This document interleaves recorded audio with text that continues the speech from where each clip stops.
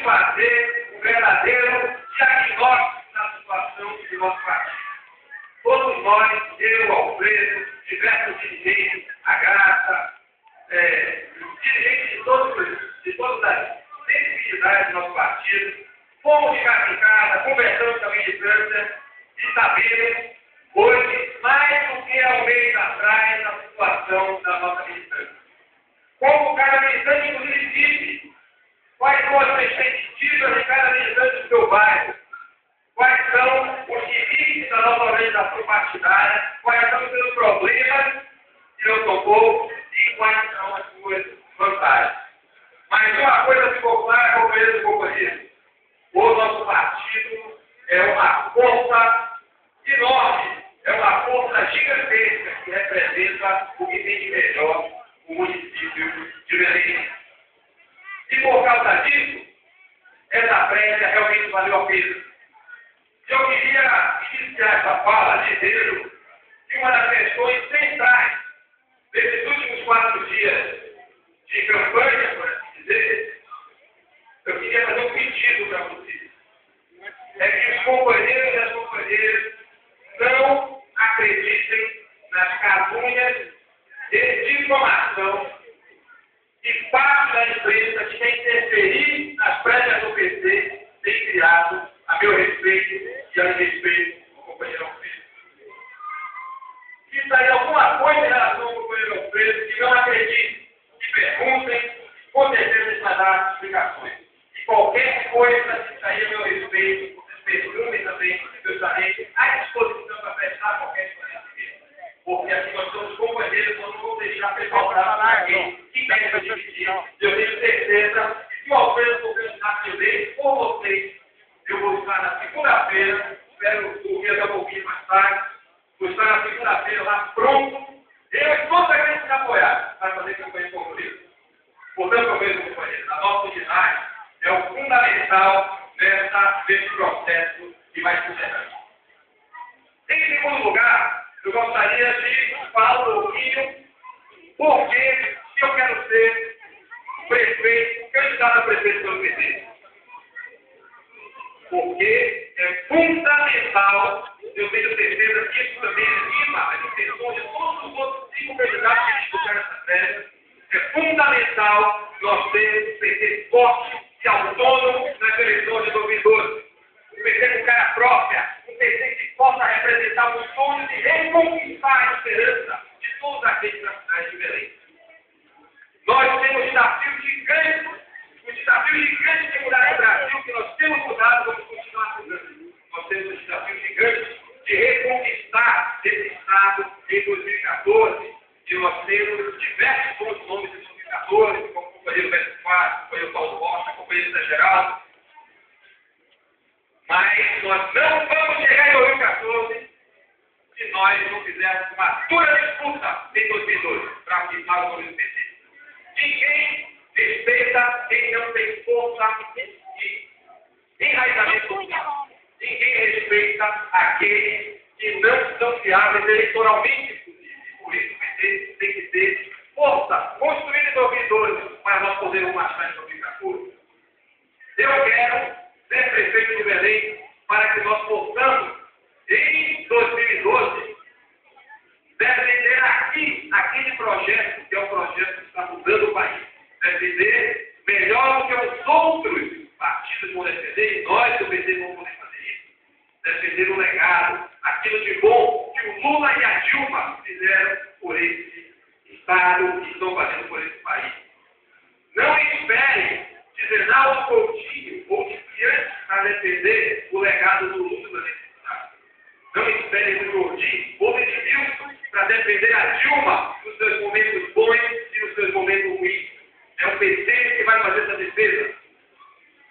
Em terceiro lugar, quero ser prefeito de Belém para nós podermos salvar essa cidade. E o PT precisa salvar Belém. Belém, vocês sabem, está absolutamente abandonada. A nossa cidade é uma cidade de 4.400.000 habitantes, uma região metropolitana que chega a 4 milhões de habitantes, e que tem 42% 22% da sua população entre 0 e 24 anos de idade. Belém é uma cidade jovem. Quase metade da nossa população tem até 24 anos de idade. Belém é uma cidade mulher. Nós temos cerca de 53% da população composta de mulheres. E essas mulheres, quando vão para o mercado de trabalho, elas recebem, na média, até R$300 menos do que um homem para a mesma atividade, para a mesma escolaridade. Essas mulheres, esses jovens de Belém, são pardos, negros e descendentes indígenas, como a nossa população é morena.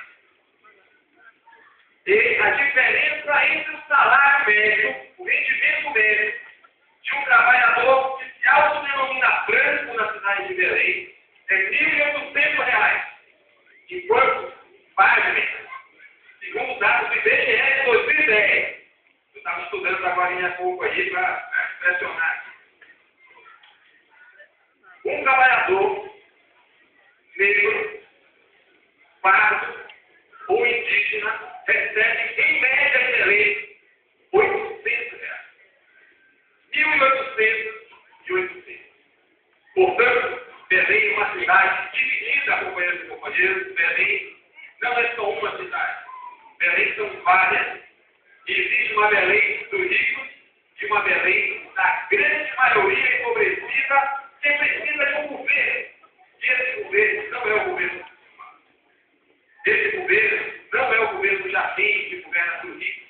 Esse governo só pode ser o governo da esquerda, sem ser o governo do Partido dos Trabalhadores.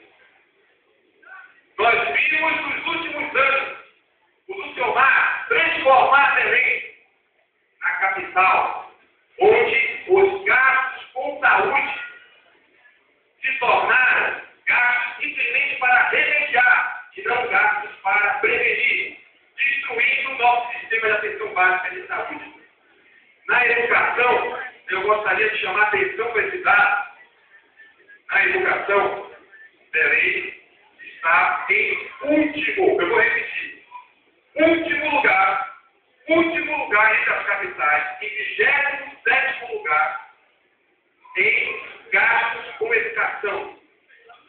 Ou seja, do bolo da receita do município, Belém, entre as capitais, é a que menos gasta com educação. Isso não tem nada a ver com pobreza, isso não tem nada a ver com repasse federal, isso tem a ver com a decisão política do prefeito de Belém, que resolveu desmontar a educação pública de Belém. E é por isso que nós não atingimos o IDEB, é por isso que os nossos alunos têm problemas na Prova Brasil, é por isso que nós não temos crédito na educação infantil, a pré-escola está desmontada, e é por isso que 50% dos trabalhadores da educação são precários, são terceirizados, e é por isso que nós temos um dos mais altos índices de evasão escolar dentro das capitais brasileiras. É esse o legado que os governos amarelos deixaram para a gente. Portanto, companheiros, Belém precisa do PT.